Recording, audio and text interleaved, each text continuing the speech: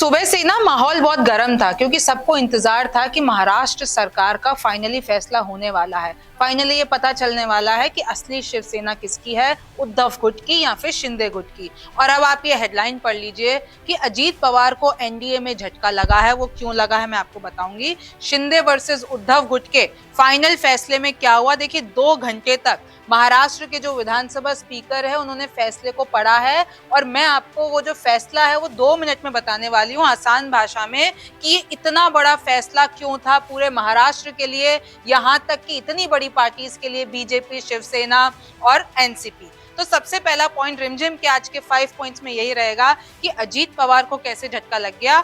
दूसरा है महाराष्ट्र स्पीकर ने फैसले पर क्या क्या कहा और तीसरा क्या है महाराष्ट्र का सियासी गणित, ये समझना आपके लिए बहुत जरूरी है क्योंकि ये लोकसभा चुनाव के रिस्पेक्ट में भी बहुत जरूरी हो जाता है। चौथा है कि आखिर क्या कहता है कानून। तो किसी भी मामले का अगर आप जब कानून जानते हैं तो आपको पता चलता है कि आखिर वो फैसला क्यों लिया गया। और पांचवा है कि क्या है विवाद का इतिहास। अगर आप में से किसी को भी नहीं पता है कि पूरा विवाद क्या था तो इस पॉइंट से शॉर्ट में आपको समझ में आ जाएगा।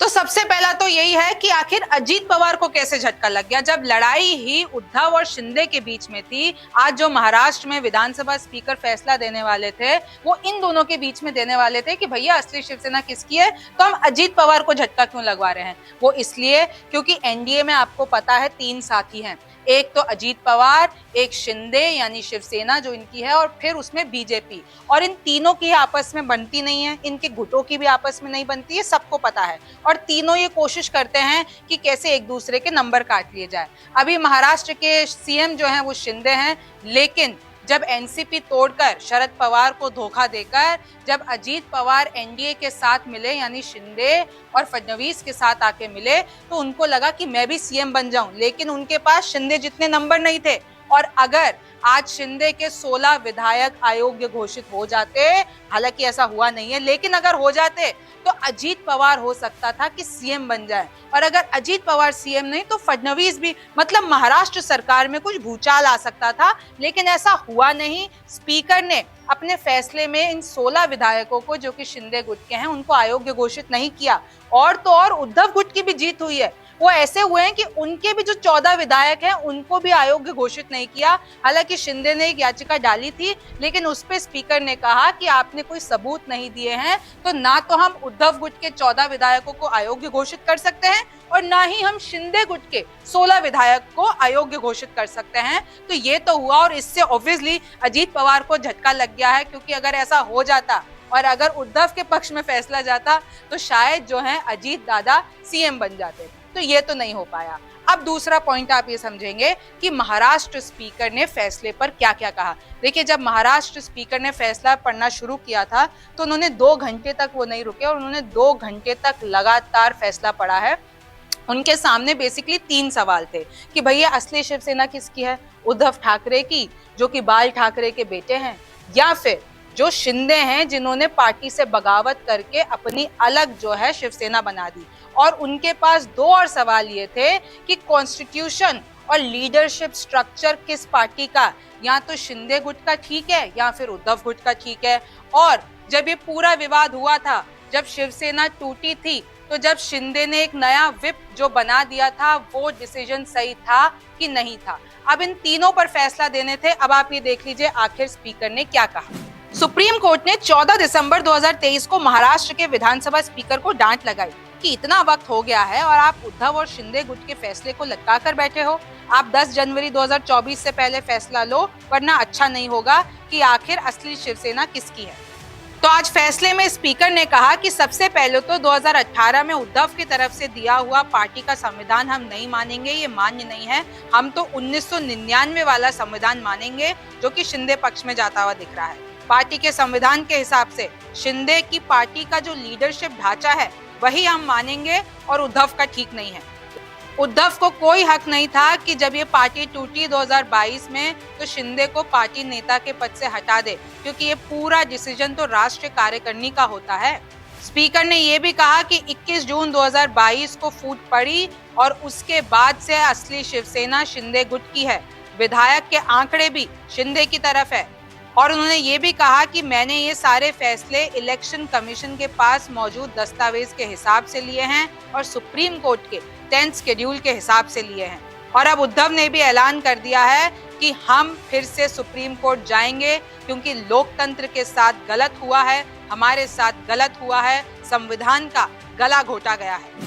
तो आपने ये तो जान लिया कि आज कैसे शिंदे गुट की तरफ पूरा फैसला चला गया और उद्धव गुट को झटका लगा है, लेकिन फिर भी उद्धव गुट फिर से सुप्रीम कोर्ट का दरवाजा खटखटाएंगे। लेकिन अब आपको महाराष्ट्र में सियासी गणित जान लेना चाहिए। महाराष्ट्र में कुल विधायक हैं अभी 288 और इसमें बीजेपी के पास कितने हैं 106, शिंदे के पास कितने हैं 40, अजीत पवार के पास कितने हैं 42 और अन्य के पास कितने हैं 21। तो ये तो आप मान लीजिए जो है एनडीए गठबंधन। फिर आप आ जाइए, कांग्रेस के पास कितने हैं 44, उद्धव के पास 15, शरद पवार के पास 18, अन्य के पास 1 और जो एक खाली सीट है वो भी 1 है। तो बेसिकली यही टसल चलती रहती है। आप देख सकते हैं कि इस पूरे गुट में बीजेपी के पास जो एनडीए गठबंधन है तो 106 और इधर अगर आप एमवीए में देखेंगे महाविकास अघाड़ी में तो कांग्रेस सबसे बड़ी पार्टी है।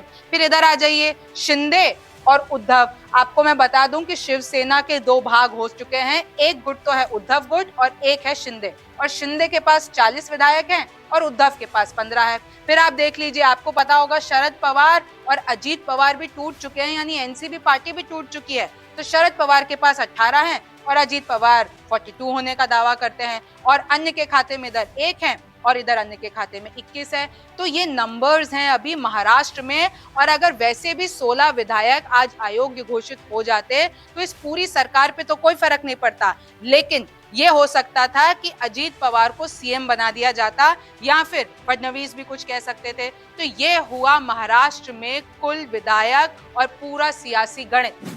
अब अगला पॉइंट है आपके लिए जान लेना कि किस कानून के हिसाब से ये लड़ाई लड़ी गई और किस कानून के हिसाब से ये फैसला लिया गया। तो क्या कहता है कानून? भारतीय संविधान की 10वीं अनुसूची, जिसे लोकप्रिय रूप से दल बदल विरोधी कानून कहा जाता है, which is anti defection law, उसको वर्ष 1985 में 52वें संविधान संशोधन के द्वारा लाया गया था और इसी के हिसाब से पूरी लड़ाई हुई है और इसी के हिसाब से पूरा जो ये फैसला है वो दिया जाया है। अब कब लागू होता है ये दल बदल कानून? पहला तो इसमें पॉइंटर है कि कोई विधायक या सांसद खुद ही पार्टी की सदस्यता छोड़ता है, तो पहला तो इसमें ये होता है। दूसरा कि कोई एमएलए या एमपी पार्टी लाइन के खिलाफ बाहर जाता है। तीसरा होता है अगर कोई सदस्य पार्टी व्हिप के बावजूद वोट नहीं करता। और चौथा, कोई सदस्य सदन में पार्टी के निर्देशों का उल्लंघन करता है, तब इस कानून का इस्तेमाल होता है। अब आप अगला पॉइंट देख लीजिए कि आखिर इस पूरे विवाद का इतिहास क्या था। मैं आपको शॉर्ट पॉइंटर्स में बता देती हूँ। 2022 में ये शुरू हुआ जब तत्कालीन सीएम उद्धव के खिलाफ बगावत छिड़ी और आज तो स्पीकर ने फैसले में वो तारीख भी बताई है जो कि है 21 जून। फिर 2022 में उद्धव गुट के 40 विधायक बागी हो गए। शिवसेना से 16 विधायक टूटकर, यानी उद्धव से 16 विधायक टूटकर शिंदे गुट में जाकर मिल गए। बाद में 24 और विधायक शिंदे गुट में शामिल हो गए। तो जैसे मैं आपको बता रही थी 16 + 24 ये चले गए शिंदे के पास और उद्धव यहाँ पर अकेले रह गए। तो बेसिकली शिवसेना टूट गई।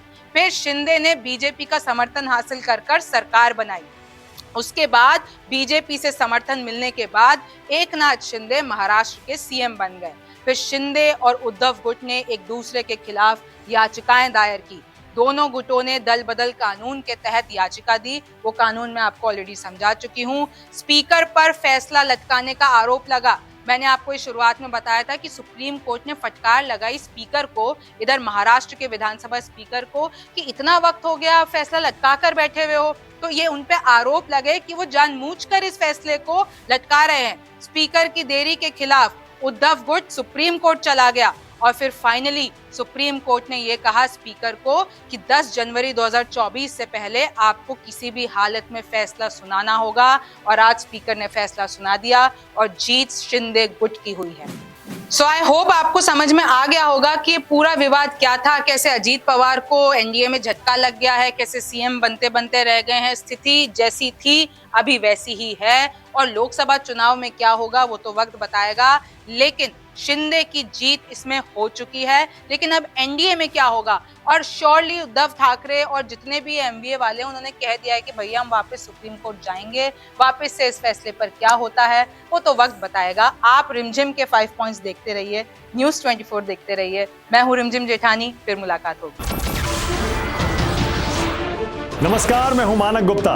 अगर आपको हमारा ये वीडियो पसंद आया हो तो इसे लाइक और शेयर जरूर करें, और हाँ, हमें सब्सक्राइब और फॉलो करना ना भूलें ताकि आप देश और दुनिया की कोई खबर मिस ना करें।